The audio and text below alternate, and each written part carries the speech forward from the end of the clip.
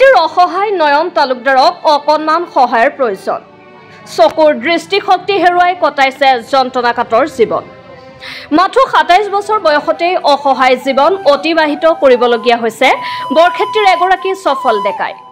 চকুৰ দৃষ্টিশক্তি প্ৰায় হেৰুৱাই এক প্ৰকাৰ বন্দিত্বৰ জীৱন কটাবলগীয়া হৈছে যুৱকজনে।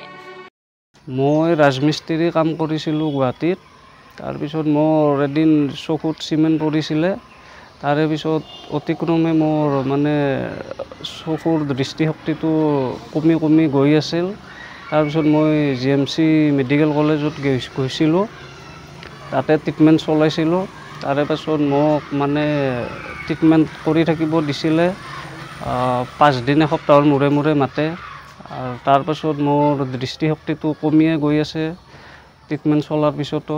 তাৰপিছত মই ছাৰ্ভেত গৈছিলোঁ, মাধুৰ্য গগৈ ছাৰ বুলি, তেখেতৰ তাতো ট্ৰিটমেণ্ট চলাইছিলোঁ। তাৰপিছত মোৰ দৃষ্টিশক্তিটো কমি কমি গৈয়ে আছে। তেনেস্থলত মই কৰ্ম এৰিব লগা হ'ল, ঘৰলৈ আহিলোঁ। তাৰপিছত মই বস্তু পাতিও মোৰ যিখিনি আছিল বা জমা জৰি কাম পাতি কৰি সেই কৰিও মই ট্ৰিটমেণ্ট চলালোঁ গুৱাহাটীতে। তাৰপিছতো মোৰ দৃষ্টিশক্তি কমি কমি গৈয়ে আছে। নলবাৰী জিলাৰ বৰক্ষেত্ৰী ৰাজ্য চক্ৰৰ অন্তৰ্গত মোগেদি গাঁৱৰ উদ্যমী যুৱক নয়ন তালুকদাৰে ঘৰতে বন্দী হৈ অসহায় জীৱন অতিবাহিত কৰিবলগীয়া হৈছে। ভুল চিকিৎসাৰ বলি হৈ যুৱকজনে এতিয়া নৰক যন্ত্ৰণাৰে দিন অতিবাহিত কৰি আহিছে। মোগেদি গাঁৱৰ প্ৰয়াত ধৰণী তালুকদাৰৰ কনিষ্ঠ পুত্ৰ নয়ন তালুকদাৰে দৃষ্টিশক্তি হেৰুৱাই পেলাইছে চকুজুৰিৰ। বুলিয়ে কৈছে, আৰু ৰাইট চাইডৰ চকুটো 5% থকা বুলি কৈছে ডক্টৰে।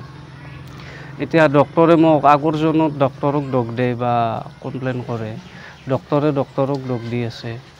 সেয়ে মই লগ বন্ধুবিলাকো অলপ চলপ সহায় কৰি মোক নেপালত পঠালে। নেপালতো গ'লোঁ। এতিয়া নেপালত গম পাইছোঁ যে মোৰ যথেষ্টখিনি উন্নত চিকিৎসাৰ প্ৰয়োজন আছে বা দীঘলীয়া চিকিৎসাৰ, কিন্তু মই চিকিৎসা চলাব নোৱাৰিলোঁ একেবাৰে আৰ্থিক অনাটনৰ বাবে।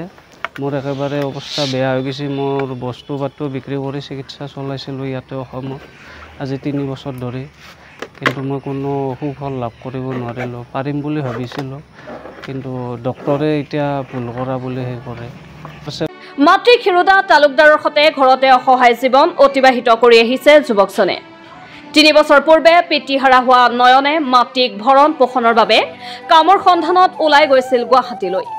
মাতৃৰ ভৰণ পোষণ আৰু এটি পকী ঘৰ নিৰ্মাণৰ সপোন লৈ নয়নে এদিনাখন ওলাই গৈছিল গুৱাহাটী মহানগৰীলৈ। গুৱাহাটীত দিন হাজিৰা কৰি মাতৃলৈ অন্ন, বস্ত্ৰ আৰু সপোনৰ ঘৰখন নিৰ্মাণৰ বাবে পঠিয়াইছিল টকা। কিন্তু ৰাজমিস্ত্ৰী হিচাপে দিন হাজিৰা কৰি থাকোঁতে এদিনাখন নয়নৰ চকুত পৰিছিল চিমেণ্ট।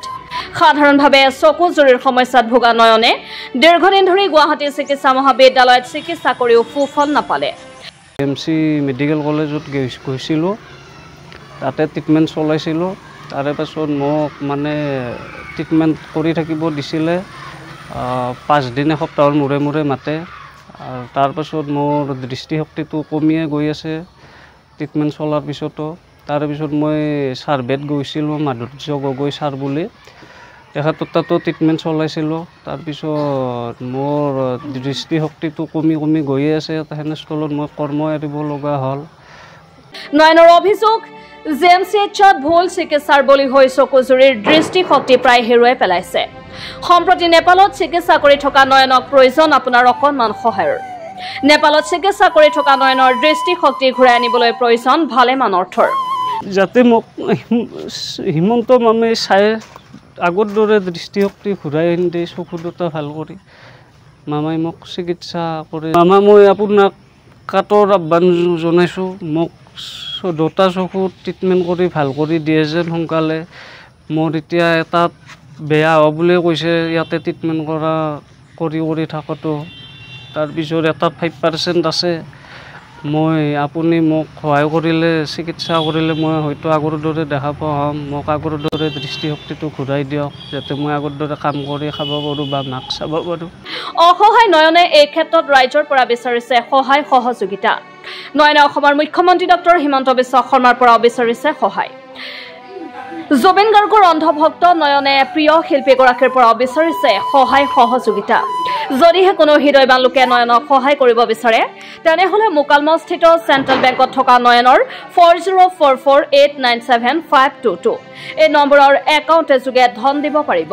ইয়াৰ বিপৰীতে 6003588164 এই মোবাইল নম্বৰতো গুগল পে আছে। গুগল পে বা ফোন পে কৰিও আপুনি অলপমান আৰ্থিক সহায় আগবঢ়াব পাৰিব। ৰাজমিস্ত্ৰী কাম কৰিছিল, এতিয়া চকুৰ অসুখ হোৱাৰ পৰা কামো বন্ধ, চিকিৎসাৰো অসুবিধা হৈছে। চিকিৎসাটো আপোনালোকে ল'লে ল'ৰাটো স্পষ্ট দেখা পালাকৈ আৰু মোৰো যত্নটো ল'ব পাৰে। এনেই এতিয়া সিয়ে যত্ন লৈ মোৰ। আগতে দুটা ল'ৰাই ৰাজমিস্ত্ৰীৰে কাম কৰিছিল, সেনেকৈ অভাৱ নোহোৱাকৈ আমি চলি আছিলোঁ। এতিয়া সৰুটো ল'ৰাৰ নয়ন তালুকদাৰৰ চকুৰ অসুখ হোৱাৰ পৰা আমাৰ চলবাৰ বিৰাট অসুবিধা হৈছে। বাহিৰৰ পৰা অহাটো বন্ধ। পেঞ্চন পাইছিলোঁ আগতে, মাজতে আজি 3 বছৰ হ'ল সেইটোও বন্ধ, অৰুণোদয়ো বন্ধ। অৰুণোদয় পোৱাই নাই, বিধৱা পেঞ্চনটো বন্ধ হ'ব 3 বছৰ হ'ল। নাই, দেউতাকৰ নামত বহুত বছৰ আগতে এফিডেভিট কৰি সেইটো অনা গৈছে, পিনটো কাটছে, পইচাৰ অভাৱত সেইটো অলপ ডাঙৰ কৰা গ'ল আমি। বাকী থকাটোও সেইটো আগতে পোৱা দেউতাকে, ল'ৰা সৰু হৈ থাকোঁতে।